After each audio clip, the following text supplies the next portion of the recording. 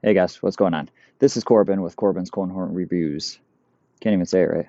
Corbin's Cornhole Reviews. Rough start, let's hope it gets better. I am recording this on my phone with an app, with headphones. If I gain a little bit of traction doing this, I'll bust out the GoPro, I'll get a lapel mic, I'll do all the fancy stuff. But for now, we're just going to do it this way. The reason I started this channel was because people have told me, hey, you should review bags. You put them through their paces, you break them in all the same way or different ways depending on the bag. You really work a bag before you decide to sell it or if you like it, etc. So I said, you know what? Let's do it. It's warm enough outside today. It's like 40 degrees, Michigan, not too bad. So I'm going to start with Killshots 357 Gen 2. Killshots 357 is the bag that got me into cornhole, honestly. I've been playing cornhole for about 8 months now. I play in the competitive division. I really get my ass kicked. I should play social, but it is what it is. But I really enjoy this bag. I don't use it too much anymore. I found other bags that fit my throw. We'll get there in further episodes. But this is a very versatile bag. 5 slow side, 8 fast side. A lot of people can use it. You see a lot of people use it at blind draws. Very much, very much used. Tournaments, I see it all the time. People just love this bag, and there's a good reason. It's a very good bag. It's forgiving. Slow side, it kicks. For me, it kicks a little bit. That's my throw. I don't throw the flattest bag in the world, so that's why it's going to kick. But it still doesn't kick terribly, and it's predictable. The fast side, very hole friendly, not overly quick. Sometimes you might launch it off the back, but for the most part, it's pretty controllable. Floppiness, it's fairly floppy. I don't know how well you can see that. I did break these in using conditioner, so I wet the bag, put some hair conditioner on here, let it sit for a couple of minutes as I did the other bags, rinse it out really, really, really well, and then I hand washed it with Dawn very, very well, and then I tossed it in the dryer for an hour. I've played with them on a couple blind draws. I've thrown it a little bit in practice, but haven't had a whole lot of time to practice because it's 40 degrees in Michigan and it's just like a warm day. So haven't thrown them a ton. They could still use a little bit of breaking in. They're not going to be nearly as friendly as they could be, but they're still in good shape. I'd still throw them at a tournament. Don't get me wrong. So let's see how they go. Do apologize that the camera angle is not fantastic, but this is what I have. Like I said, if this channel gains any traction, I have no problem upgrading, but we'll see how it goes. I am going to start throwing on the sticky side. I'm normally a sticky side thrower for the most part anyway. For my throw, it's a little more controllable. I throw kind of medium to medium low, just depending, and I throw like that all the time. But then I give it a little loft, and voila, there we are. So I'm not sure what you guys can see. See, pretty friendly. Not sure what you can see as far as bag action down here. I know it's tough.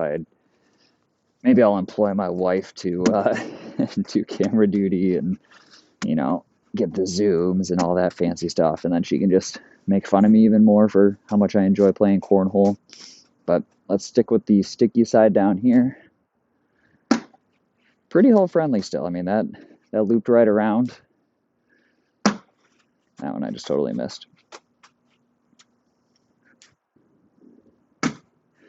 See how it just comes to a nice controlled stop. Nothing crazy. Doesn't stick, doesn't kick. But also when you get in a situation like you just saw, it's not necessarily going to fall into the hole on the sticky side there. Still, very good bag. Swap over to the slick side. See what kind of action we can get out of that. Pretty slick. I kind of lofted that one because slick side always scares me. I throw sticky side. So slick side, yeah. I just try to sally it too much. That's better. Slides right up the board, goes right in. Slick side doesn't really have any issues. Grabs the hole, falls in. Pretty good bag, honestly. Speeds are nice. I'm more of a 5.7 kind of guy. I like to throw a slick side as a push bag, into a possible blocker. But the 5.8's not terrible. The wind is going to catch me a little bit on this one. I can already feel it, but let's just blame everything on the wind, right? Like, oh, look, the wind took that one. Not too bad. Not too bad. Nope. Give a little too much. So, I mean, they're quick. It's not like they're going to hit and stop on the stick or on the slick side. If you don't throw them right where they need to be. But that one came in hot. That one still grabbed the hole. So, they're a good bag until you do that. And that's me. That's why I created this channel, guys. Like, you see all these guys throwing. You see the cornhole, not podcast, but the cornhole videos like on ESPN and stuff. The I play ACL guys, it's like, oh, look at this. They're throwing. They're just making incredible shots.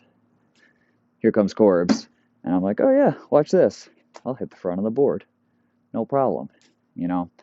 That's kind of why I created this channel. I wanted to show what the pretty average cornhole player does with bags that a lot of people want to see. So this is exactly what I wanted to do in this situation. I wanted to put a little blocker out.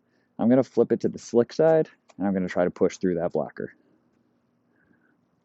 And I totally missed. Wow. Let's try that again. Better. First one was terrible. I don't know what happened there. Just totally yanked it. But that happens sometimes, That's why I play where I play. Not advanced. I would love to play advanced one day. I'd love to get to that point. Not sure I'll ever get to the point of being pro, but I'd really love to play in the advanced division. I think it'd be a lot of fun. Wow. Pulled it, and it tried to hang on, but it just didn't quite work.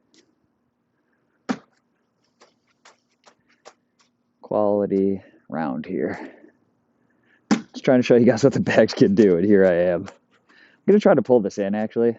I'm actually going to stay on the sticky side. Going to give it a little more spin on my throw. And I'm going to try to pull this one in with kind of a push grab. I don't know. Nope. Totally whiffed. But that slow side actually grabbed the hole. That should have been off the board all day long. But got lucky. Anyway, that is my short and sweet review on the Killshots 357 Gen 2 bag. If you guys liked it and you want to see a little more, please click like, subscribe, thumbs up, whatever you want to do. Any criticism is encouraged, honestly, positive, negative. I want to get better. I want to grow this channel. I want it to be something that people can watch, people can enjoy. They see a new bag and they say, hey, I wonder if Corbin's reviewed that one. That's where I want to be. So I have a ton of bags that I can review, and I plan on reviewing all of them, actually. And then I can get into comparisons, 357 versus Character 77. Very similar bags. Widow versus Widow B. Viper versus Viper C. And then stuff like 357 versus Cornhole Scenario Cat 2. Something like that. Vikings versus Pro Advantage, Mercenary versus Pro X, etc. So if you guys want to see stuff like that, please stick around, like, subscribe, and I will catch you on the next one. Thanks.